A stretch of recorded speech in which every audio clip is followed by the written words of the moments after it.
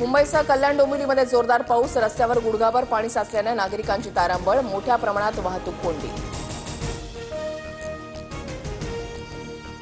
मुसळधार पावसामुळे कोकणातील रस्त्यांना नदीचं स्वरूप, आपत्ती व्यवस्थापनाच्या टीम अलर्ट मोडवर. रायगड, रत्नागिरी, सिंधुदुर्गमध्ये ढगफुटी सदृश पाऊस. पुढचे 2 दिवस कोकण भागाला रेड अलर्ट जारी. रत्नागिरी जिल्ह्याला रेड अलर्ट, पालघर, ठाणे, रायगड, पुणे, सातारा, कोल्हापूर, सिंधुदुर्गमध्ये ऑरेंज अलर्ट जारी, तर मुंबईसह संपूर्ण विदर्भात येलो अलर्ट. अजित पवार माळेगाव साखर कारखान्याच्या चेअरमन पदासाठी उमेदवार. बारामतीमध्ये माझ्या एवढा उजवा उमेदवार मिळाला तर मी बाजूला होईन, अजित पवारांची प्रतिक्रिया. तुम्ही एकदा दोघांना संधी दिली, आता आम्हाला संधी द्या. माळेगाव साखर कारखान्याच्या निवडणुकीच्या प्रचाराचा नारळ फोडताना सुप्रिया सुळेंची प्रतिक्रिया.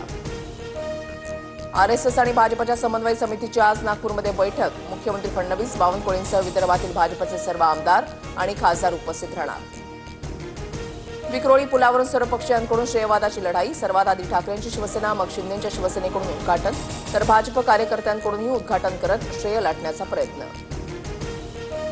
7 दिवसानंतर बच्चू कडूंचं अन्नत्याग आंदोलन तुर्तास स्थगित. मंत्री उदय सामंतांनी भेट देत आश्वासन दिल्यानंतर उपोषण मागे. मागण्या मान्य न झाल्यास 2 ऑक्टोबरला मंत्रालयात शिरण्याचा इशारा. महाराष्ट्रामध्ये जातीच्या राजकारणाला बाळासाहेब ठाकरेंनी सुरुवात केली, मात्र उद्धव किंवा आदित्य ठाकरेंनी कधी जातीचं राजकारण केलं नाही, इम्तियाज जलील यांचं विधान. गोवंडीमधील शिवाजीनगर भागामध्ये डंपरनं चिरडून 4घांचा मृत्यू, चालक ताब्यात. संतप्त जमावानं घाटकोपर मानपूर लिंक रोड रोखल्यानं पोलिसांचा लाठीचार्ज, काही नागरिकांना ताब्यात घेतलं.